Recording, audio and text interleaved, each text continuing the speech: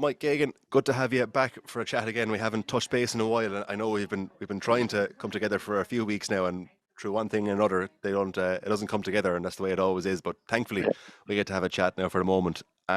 Since the last time we talked, whenever we do have a chat, I get you to give me a bit of a rundown of where we stand and what's the latest with the academy. So we'll start where we always start, and give me a basic rundown of what's happened in recent weeks, I guess. Yeah, well, should we start? In recent weeks, I suppose we start with the girls because we've one girls team, which is the 17s. And they've been progressing nicely, not getting the results, but they've suffered, I think, 3 one-goal defeats in a row. So, and indeed, 2 weeks ago, they were winning the game, and one of the girls had the match was stopped because one of the girls was injured.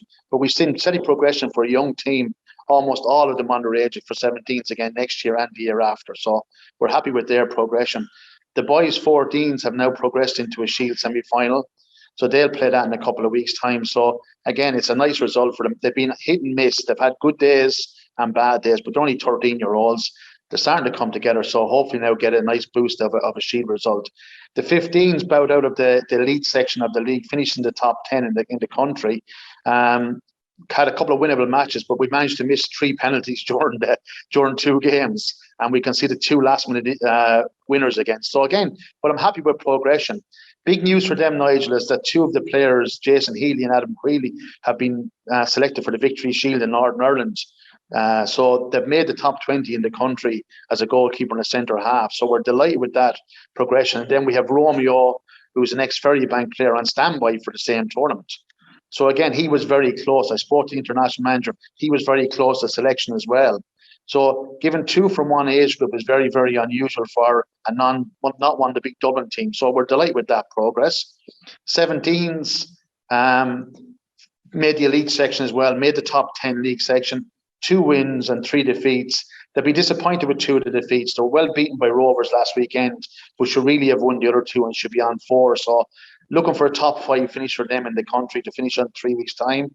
19s, again, a little bit hit and miss, but pulling some form together recently. Good win last weekend. There are about 5 games left in their group section and should have a very good chance of making the group knockout stages in for the Shield. So, again, overall, happy enough with it. Yeah, it sounds like a positive period on the whole in recent times, at least. And I know, look, with so many teams in the go as well, it can be kind of hard to keep track of other people too as to where teams are progressing. But on the whole, yeah, I'd agree with you. A positive period all in all. And I suppose one of the highlights of that as well, as you mentioned there, a couple of players being called up to Irish squads is no mean feat, and it's always a great occasion too. Yeah, well, we're currently in a situation where we have, that's what I'm saying, 2 selected into the squad and 1 more on standby for under 16 national duty. And then I've got Matt Barrett from the under 14s on standby for the under 15 national team. And speaking to the under 15 manager, he said he's very, very close to it. He said he's seen a great improvement and he's not far off being a starting centre half for Ireland. So, I mean, if we were getting to the stage where we're getting 3 or 4 lads into national squads, that's a big step forward because a couple of years ago we weren't. We've had some very good players move to the academy who never represented Ireland. So this is a step forward. And we can see the level of engagement from the international managers who are coming down to WAT to watch games and on the phone regularly, that they are tracking our players. I think in total, 13 players from the academy have been up at international assessments in the last 3 or 4 months. I know, talking to you before we started recording as well, and you mentioned the difference in the number of players who are making those squads in the last number of years compared to what would have been before. And there's been a huge increase, in fairness, in the last number of years of players who are getting the call up.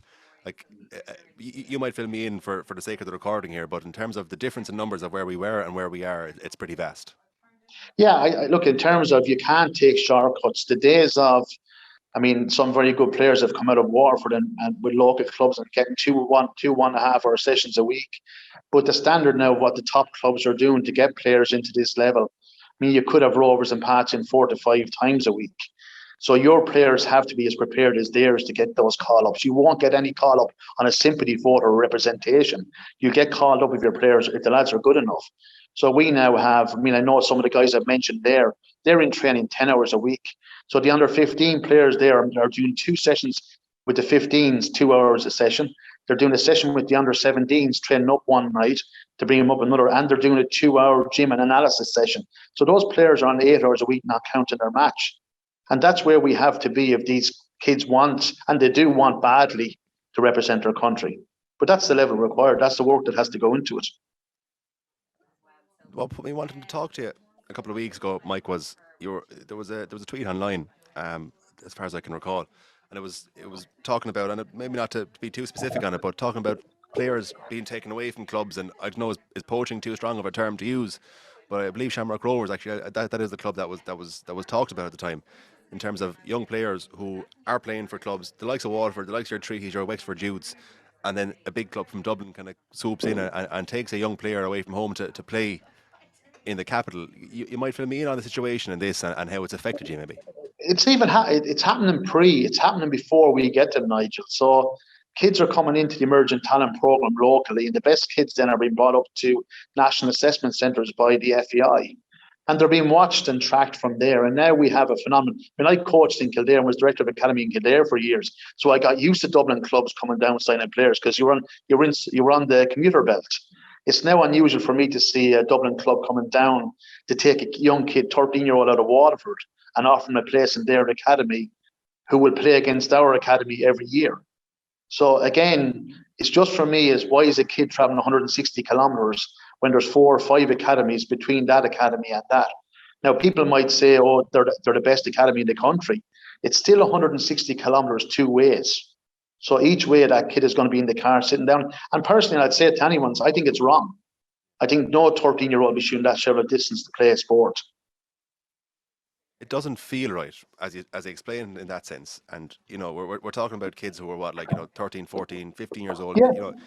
and to be traveling from Waterford or from Wexford or from Limerick to go to Dublin, essentially, to at this stage, it's sport. It's meant to be for recreation, and it's not meant to be too serious, because they are essentially kids. It seems like a very extreme amount for them to be going. And like, as you point out, that it's happening, right? You experienced it previously with Kildare, and yeah, that's maybe a bit more understandable. There's probably kids who are living in Kildare who are in school in Dublin because of parents' Yeah. work and so on. That doesn't seem too crazy. But Waterford is a long way to go for that. And even, everyone knows you're driving to the airport, it takes a fair time to be travelling up or training on repeated amounts during a week. It seems fairly crazy, to be totally honest. Like, what could be Then causing it? it's hard to know what, when the standards available in your own city, it's hard to know what incentive is being offered to somebody to putting a kid in the car and do the 2 hours, or any kid, not just a specific kid, but any player in. When is homework done? When is sleep got? When did it fit it in? Are we treating a 13-year-old as if they've already made it in football and they're guaranteed to be professional? So the price is worth it because he's going to be a professional. But the best clubs in the world would tell you they can't tell if the best kids are going to be professionals at that stage. Again, if we got a kid in and they work with us, and then after 2 years they say no, 3 years, the parent says, no, you're too far behind another club in Dublin, and they're a better standard and a better chance. I'd understand the kid leaving at that stage. But for kids to go to Dublin without even setting foot in their own, in an academy of a premier club in their own city, I find that tough to take now, Nigel. I do. I find it. Yeah. Yeah, no, Yeah. I can understand where you're coming from, and I could probably feel the frustration that it must be as well, when there's, the work that goes in before the work, and then you can't even get to the early development of them in that sense. And like, there is problems, I suppose, as well, though, in the sense, in terms of not everyone being on the same page. And when I say page, I do mean in terms of rule sheets, and in terms of how associations are controlled, and maybe therein lies the problem, essentially. Well, the SFEI had a rule brought in a number of years ago, could be 8 to 10 years ago, of no kid could travel 80k to play football from their home. And that rule was brought in by the FEI into the SFEI to protect children from being dragged all over the country playing football. That rule applies to 16-year-olds in the SFEI, but doesn't apply to 13-year-olds under the FEI's own competition. Now, I've raised this with them, and it is a topic for discussion at the moment, because how can a 13-year-old, regardless of what level, so a 13-year-old, because they're a better footballer per se, can travel all miles, but a 16-year-old, because they might be playing at a slightly lower arguable standard, I won't even get into that, can't travel that distance. So that has to be brought into line. I mean, there's got to be one rule for child welfare, regardless of the level that child is playing at. One thing on that, Mike, as well, and maybe I'm missing something here at the moment, but say a kid who can, so allowed as per the rules to travel up until the age of 16, okay, and they can go past Yeah. that travel limit. So let's say Shamrock Rovers come down, they see a 12, 13-year-old player, and they bring him up, and he's in the academy in Dublin.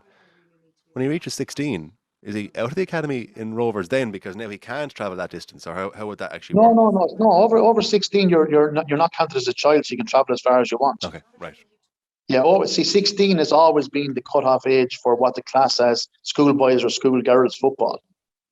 So then you went into youth football, which in a lot of leagues and clubs is run by the adult section, not the schoolboy section. Okay.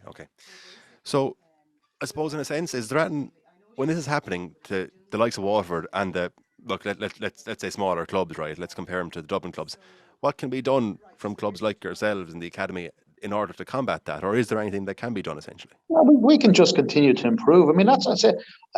We can't, as academy, and I've said this, you can't get into bidding wars and stuff over individual children. I just wouldn't do that. What we need to do is say, what do we do well? How do we do it? Where do we recruit from? I mean, a lot of the kids we have got coming into us now, we're new 2008, are coming in from very small clubs. So we find that maybe the best player in a small club can come in and be very, very good at this level, whereby before they might have only been recognised playing with a big club because the overall club's results get mistaken with individual performance. But we've got players coming through now from clubs that probably were never represented before. I think in the academy we have something like 42 clubs represented across the academy now, which is brilliant. But we're trying all within an hour's travelling distance. So we have that local southeast feel, always going to be dominated by Waterford kids. I mean, Waterford is a football stronghold, so any squad will always have 10 to 12 Waterford players. But the other 6 to 8 that come in from outside could make a difference to the quality of that squad. Just take a small shift for a second, Mike, before I leave you go, and I won't keep you much longer. And we always touch on this when we chat as well. When it comes to the senior team at the moment, and you had there was a period there where things were pretty down in the doldrums, but there's a bit of positivity around the senior side at the moment. Aside from the fact that they are still in a relegation battle, people have held this positivity for very good reason, because it feels to be moving in the right direction. And it comes at a time when we have Mark Bertram now, who the fans, and you have to believe the players, are very much on board with and seems to be very much liked. And also we have a new owner in the club as well, which has brought a breath of fresh air that was needed in reality, and that it needed something new and positive around it as well. And when we talked before, and we talked about this a couple of times, in the sense that there's not always a hand-in-hand relationship with the academies and the senior teams, that one does their job and the other does their other. Has there been a change in that as well? Because even just watching online and following Richard Forrest on Twitter, and he seems to be very, very involved and hands-on and in supporting and kind of bigging up the club and its endeavours. So has that kind of taken on a new shape in recent times, or? No, not really, and not surprisingly. The fairness to Mark now and Richard, one game town, and that's retain Premier Division status. Second game then is the Cup. So at the moment, the job of the academy is to, progress nicely in the background, develop players in the background that might be first team players in 2, 3 or 4 years' time. The moment the club has to be singly focused on avoiding relegation. And Mark has come in, and Mark is a really hard-working guy. And given his work ethic that he's brought in, his energy levels, and then bringing Richard's enthusiasm in, there's a good chance they'll do that. And for us, as an academy watching, that's the only game in town, is we want the guys to make sure that Waterford are a Premier League team this next year. So overall strategies of improving relationships with academy and players, and that can all wait. That has to wait until the club sees what its status is next year, because that's going to affect Richard Forrest from a budgeting and planning perspective. Has to.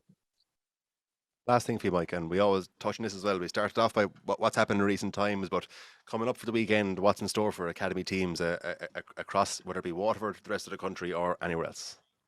Very quiet weekend, Nigel, because it's a cup weekend, and disappointingly, we didn't make semi-finals, so everything else is off. The girls are playing away at Bohemians on Saturday afternoon, so that's the only game, and the lads are down training, so very, very quiet weekend for us.